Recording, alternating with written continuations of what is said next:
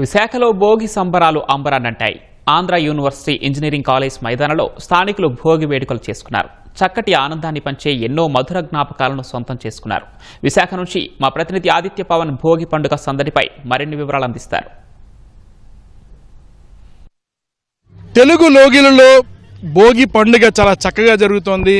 అంబరాన్ని తాకే సంబరంతో భోగి మంటలను వేసి సంక్రాంతి పండగకి స్వాగతం పలికారు. 3 రోజుల పండగ భోగి, పెద్ద పండుగ, కనుమ 3 రోజుల పండగని చాలా అందంగా ఆనందంగా విశాఖలో ఉన్న వారందరూ కూడా జరుపుకుంటున్నారు. ప్రస్తుతం మనతోటి విశాఖ నగరవాసులు ఉన్నారు. వారితో మాట్లాడదాం. ఏ రకంగా సంక్రాంతి పండుగతోటి వారికి ఏ రకమైన అనుబంధం ఉందో వారి మాటల్లో తెలుసుకుందాం. ఎలా జరుపుకుంటున్నారు సంక్రాంతి? అందరికీ భోగి మరియు సంక్రాంతి శుభాకాంక్షలు. సంక్రాంతి అంటే ఇయర్ అంతా వెయిట్ చేస్తాం, ఎప్పుడెప్పుడు జనవరి వస్తుందా. ఎందుకంటే అందరూ ఫ్యామిలీ మెంబర్స్ అందరూ గ్యాదర్ అవి ఎక్కడ ఉన్నా కూడా, ఎంత దూరం, ఈవెన్ ఎన్ఆర్ఐలో అంటే వేరే కంట్రీస్లో ఉన్న వాళ్ళు కూడా సంక్రాంతి అంటే ఇంకా ఖచ్చితంగా రావాల్సిందే, ఫ్యామిలీ మెంబర్స్తో అంతా కలవాల్సిందే. అండ్ మన సాంప్రదాయాలు అండ్ మన హిందూ ట్రెడిషన్లోని ఇది ఒక గొప్ప ఫెస్టివల్. నిజంగాను ఆ హ్యాపీనెస్ అయితే చెప్పలేంది. ఎందుకంటే ఇప్పుడు అందరూ బిజీ లైఫ్లో అండ్ జాబ్స్ అని చదువులని దూరంగా ఉండి ఫ్యామిలీకి దూరంగా ఉంటారు. బట్ ఈ సంక్రాంతి అనేటప్పటికీ అందరూ కలిసి వచ్చి గ్యాదర్ అవ్వడం, అది ఇంకా మాటలో చెప్పలేని ఆనందం. అలాగే అందరూ కలిసి పిండి వంటలు వండుకోవడం, షేర్ చేసుకోవడం, రియల్లీ ఇది హ్యాపీ మూమెంట్ అండి. ఈ మెమొరీస్ మనకి ఇయర్ అంతా ఉంటుంది, ఇలా మనం జరుపుకున్నాం సంక్రాంతి అని చెప్పేసి. And feeling very blessed. Sankranti ఏ రకమైన అసోసియేషన్ ఉంది? ముందుగా అందరికీ భోగి శుభాకాంక్షలు అండి. ముందుగా వచ్చే ఫస్ట్ పండగ భోగి.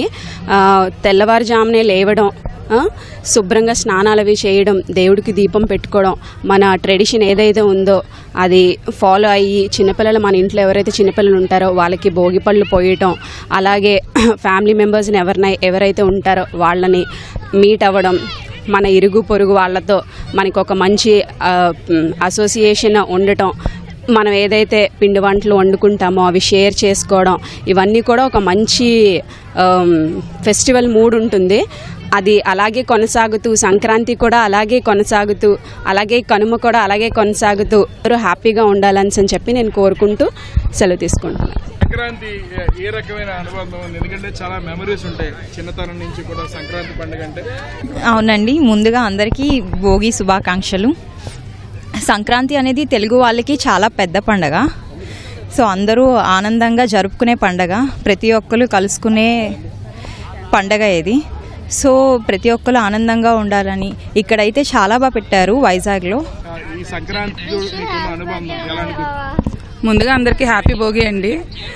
ఈ సంక్రాంతి మాత్రం every Sankranti year by year స్పెషల్గానే జరుపుకుందాం అనుకుంటున్నాం.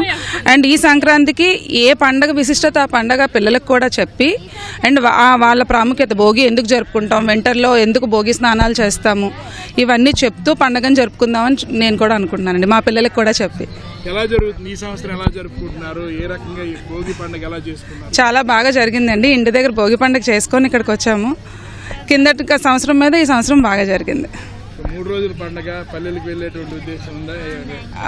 పల్లెలకు వెళ్ళే ఉద్దేశం లేదు, మాది ఇదే వైజాగ్ కాబట్టి మేము ఇక్కడే ఇలా ఏమైనా సంబరాలు జరిగినా, మా ఫ్రెండ్స్తో సంబరాలు జరుపుకున్నా ఇక్కడే జరుపుకుంటాము.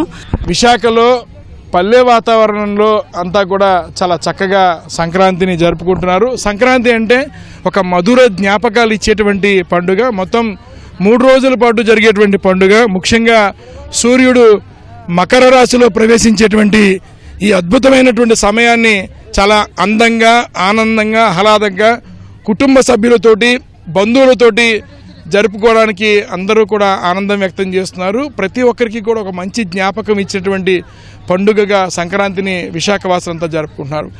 కెమెరా పర్సన్ ఏ శ్రీనివాస్తో ఆదిత్య పవన్, విశాఖపట్నం.